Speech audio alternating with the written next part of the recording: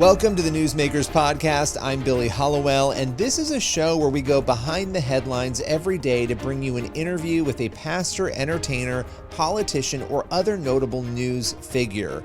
And this is a show, again, it's daily, but it's based on our weekly TV show, which is also called Newsmakers. You can watch it on the CBN News channel and also on our YouTube page.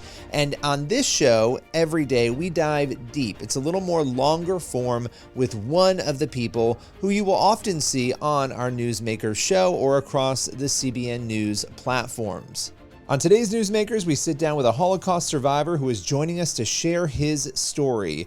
He talks about how Hitler impacted his family, and he responds to Hamas's cruelty against Israel. His name is Jochen Wurfl. With no further ado, let's welcome him to the show. I wanted to start with World War II and sort of your early memories of what it was like once the war broke out.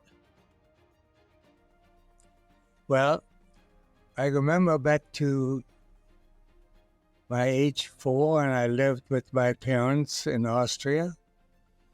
And my father worked for Mr. Schuschnigg, the president of Austria.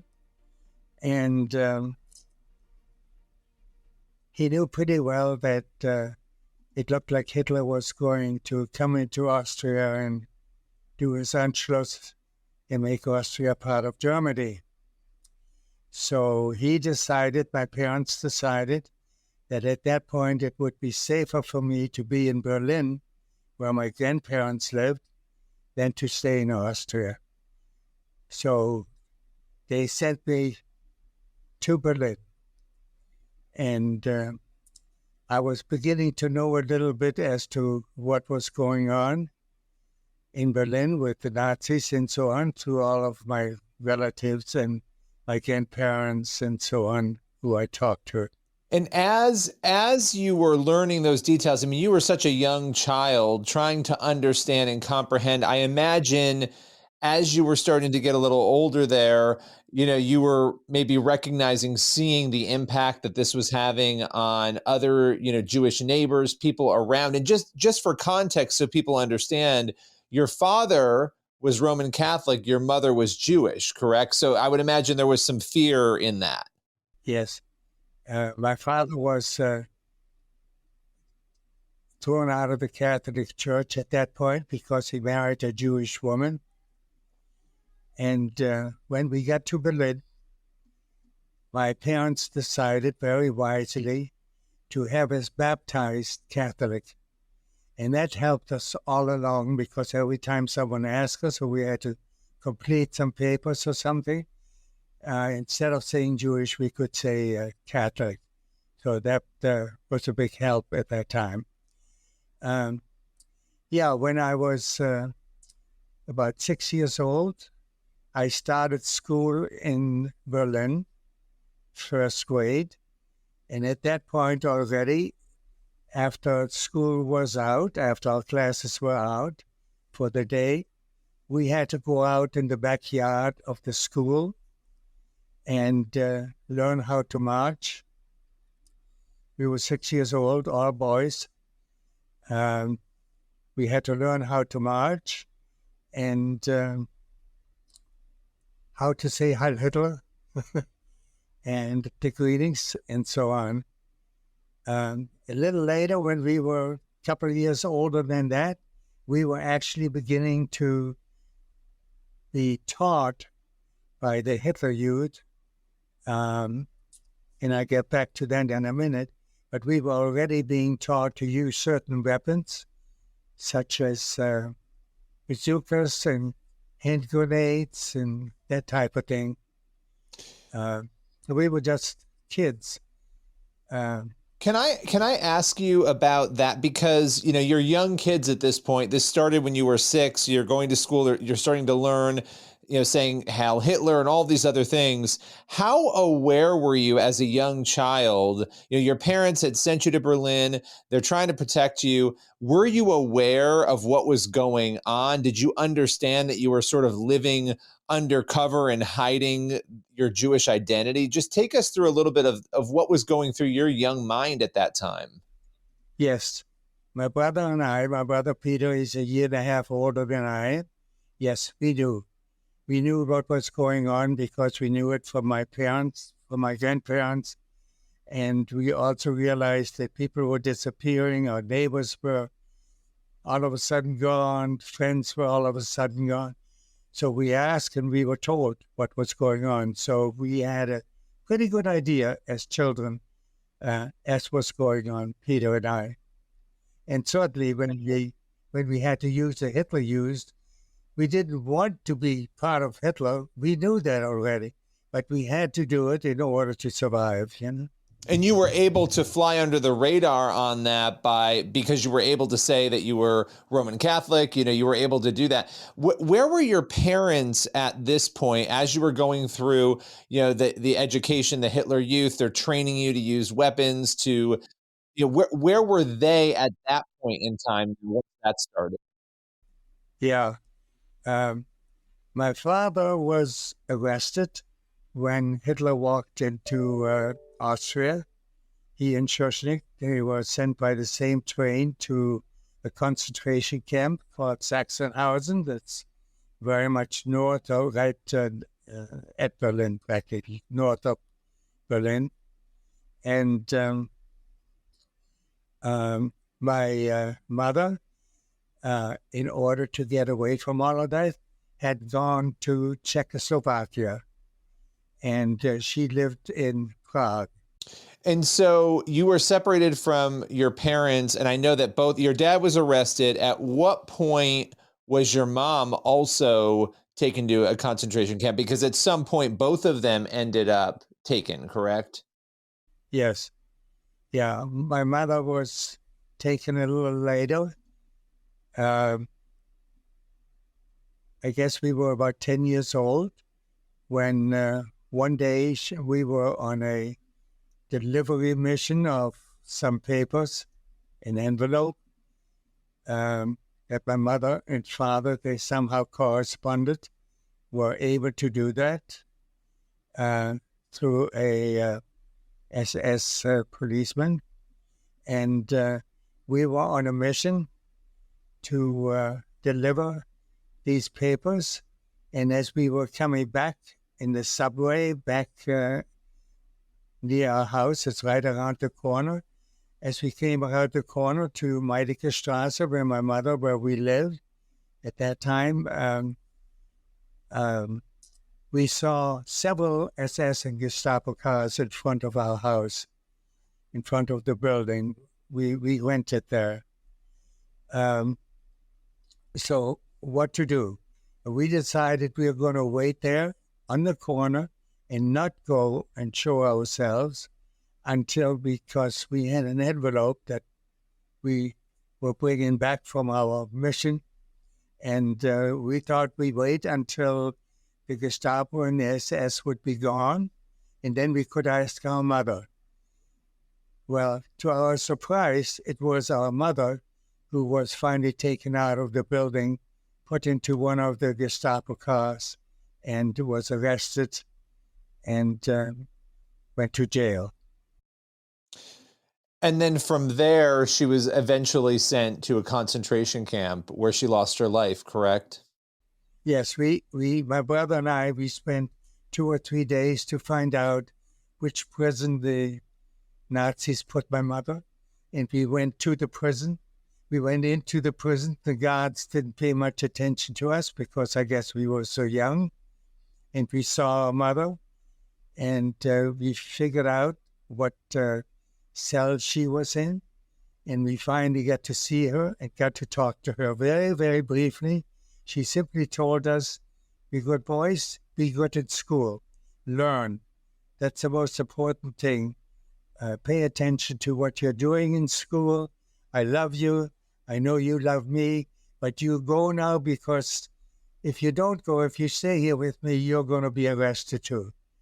So we tried to leave, and then we were actually caught by one of the policemen there, one of the SS, and we tore ourselves away from him and ran out of the prison and into the streets. They were following us for a while, but on the streets. At our age, we could run much faster than they could. We just disappeared, you know. Wow. Was that the last time that you were ever able to speak to your mom? That was the last time I saw my mother, yes. From there, she was taken to Auschwitz.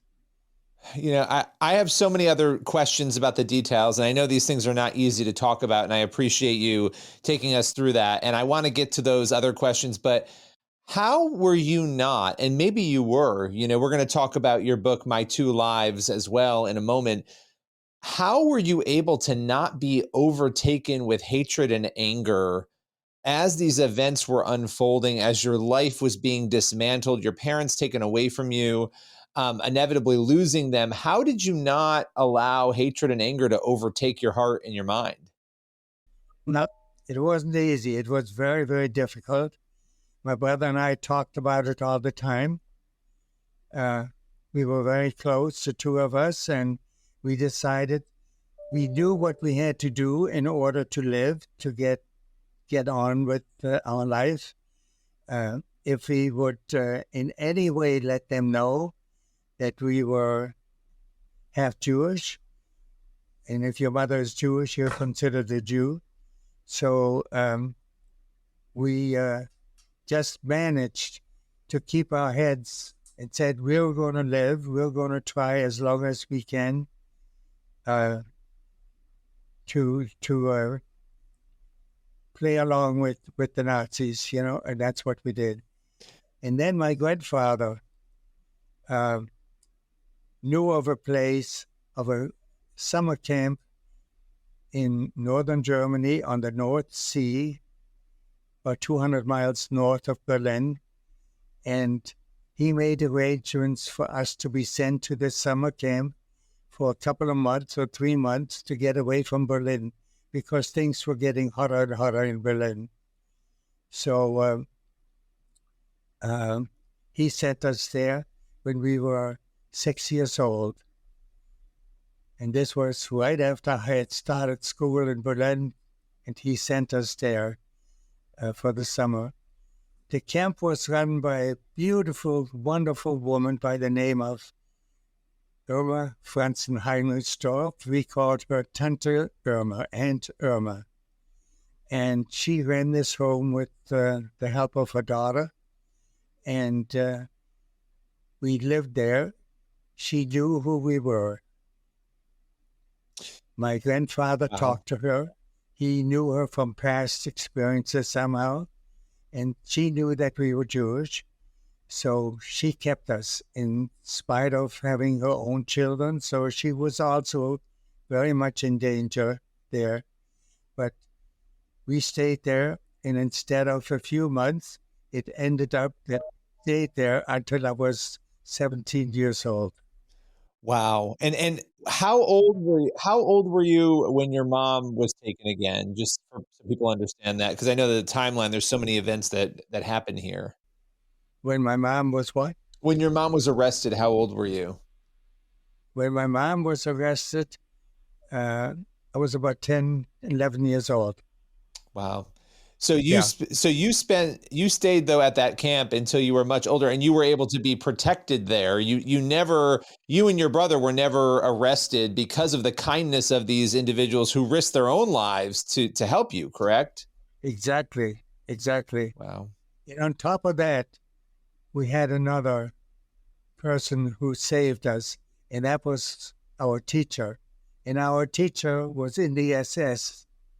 He taught us in the mornings, and at 1 o'clock, when the school was over, he gathered to his black uniform, got on his motorcycle, and drove off every day to his SS meetings. Where it was and for what, we never knew. He never knew. But he was a wonderful teacher. He taught us well. And even though he preached, of course, all the Hitler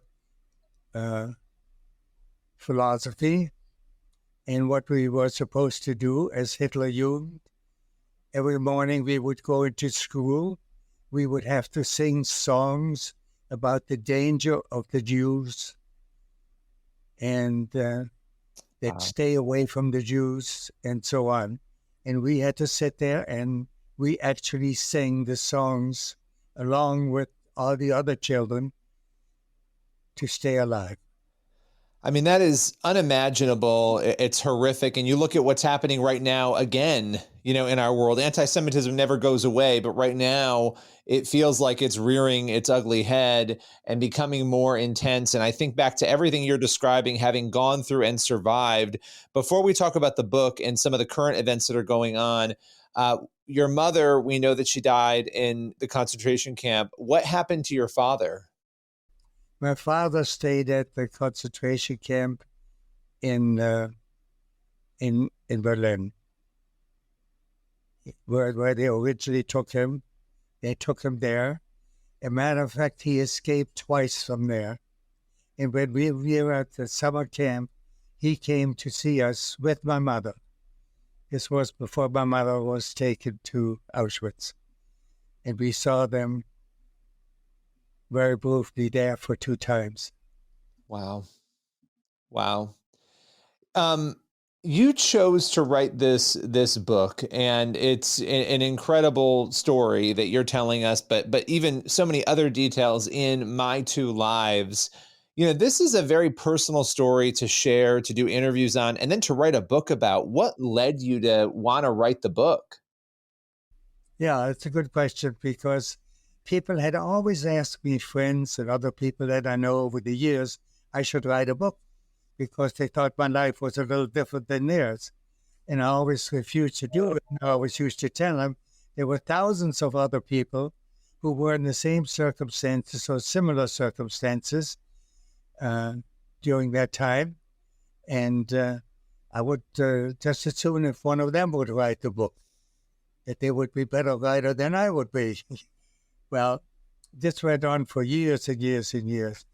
And then all of a sudden, 2.5 years ago, 2.5 years ago, my sister, my daughter, Dana Carroll, and her husband, Tom, one day sat me down and said, Dad, we need to talk to you about something. You've got to write a book.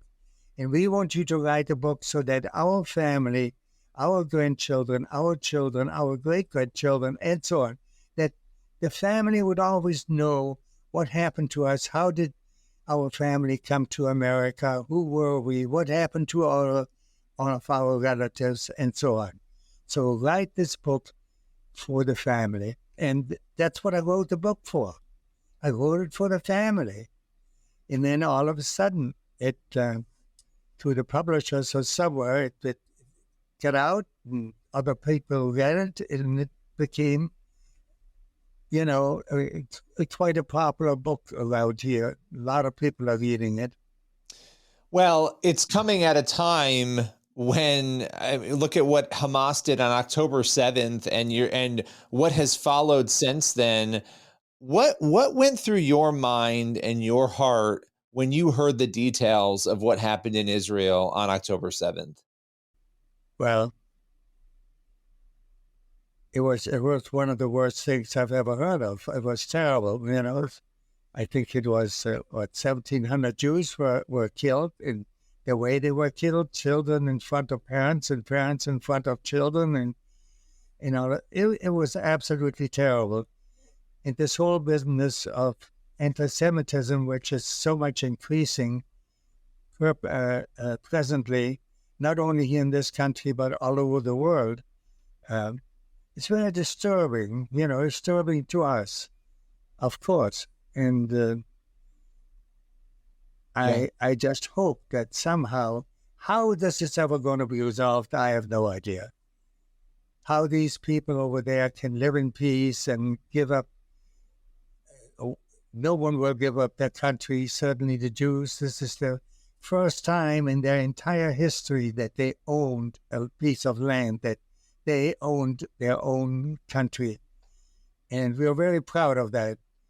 And I think the Israelis have done tremendous well in their little piece of land over there. And when this happened with Hamas, it it was very, very surprising how they went about it in such cruelty and so on. But how this is ever going to end, I have no idea. I mean, the war is going to come to an end someday. We know that. But what happens to either side about their land and so on? And I certainly hope that the Israelis will never give up any of their land, that they will defend it. It's their land now. You know, in 1948, the United Nations voted that this shall be Israel. And most of the people who came to Israel at that time were people who had been in concentration camps and suffered during that period of time. And I'm very proud of those people, what they did. Well, absolutely. And, I want to ask you before we go here, I mean, there's so many other details of your story. I could talk to you for hours because it's so important to hear your story in light of what we're watching happen right now. The fact that people forget history, they forget the things that people have gone through, what you've described, losing your parents.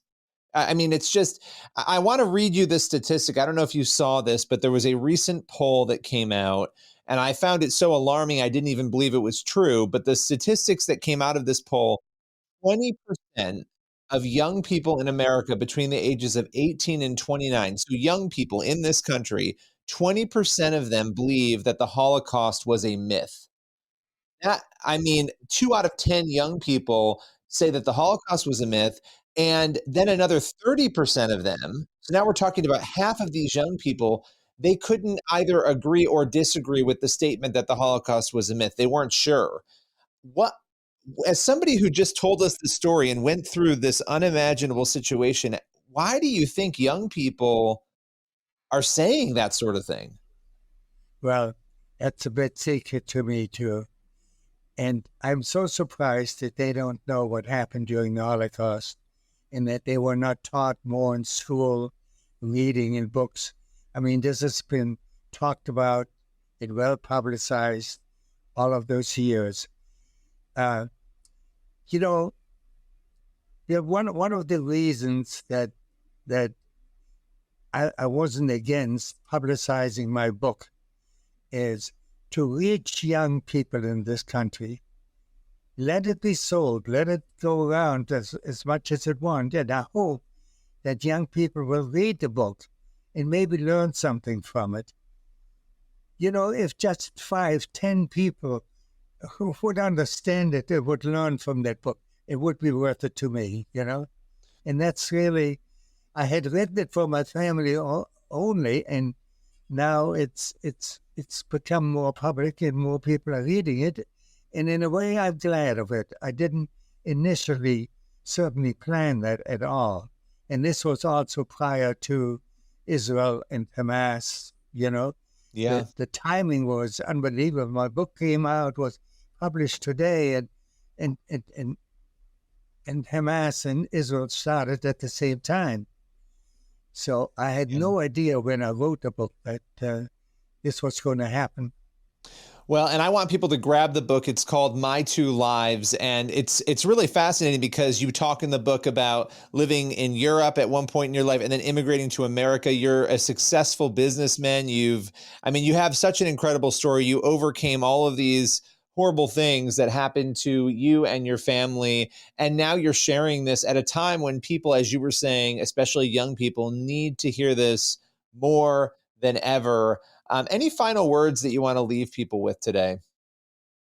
Well, I just hope somehow that they learn, that they understand, that eventually how this is going to happen, I'm not sure, but why don't they understand that the Jewish people are very normal people? They're very industrial people. They're very hardworking people. In many cases, they're extremely successful. And I think they're helping their country. They are good for the country. They're good for all the people. There are millions of employees who are people that are employed due to the success of so many Jewish businesses that we see nowadays, and since I was 5 years old, I have asked myself, what is anti-Semitism? I know what the word means, the word anti-Semitism, but I don't know what anti-Semitism really is. Yeah. Where does all of this come from? What are the Jews doing? They have never started a war, as far as I'm concerned. They never really hurt anyone. They were fairly successful. I think they added to most countries that they lived in. They didn't do any harm to anyone. So yes, anti-Semitism to me is a big puzzle. It still is. Well, it's another conversation, but I think it's a very spiritual issue that transcends. It doesn't make any sense, right? There's something else going on there that is so hard to comprehend because it's such an irrational, abnormal behavior for people to have against a group of people. Exactly. And look what's happening in the universities today. Now, this is really puzzling to me. This is really, and when some of the leaders of these schools were asked in Congress what to do about it, they don't know what to do about it. They're really not willing to do anything about it.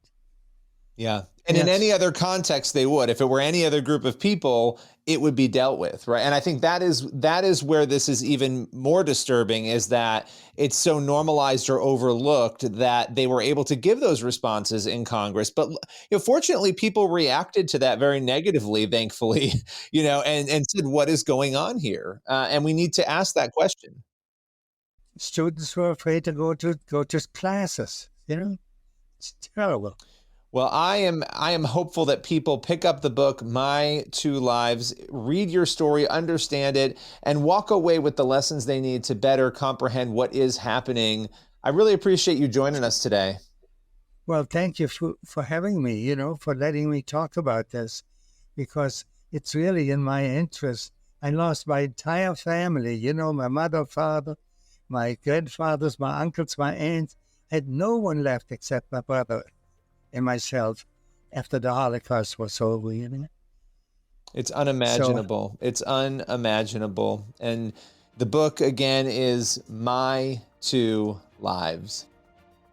That's all for today's Newsmakers podcast. Be sure to tune in for the next episode of the show, and also head over to the CBN News YouTube channel and the CBN News channel to watch Newsmakers every week. We'll see you soon.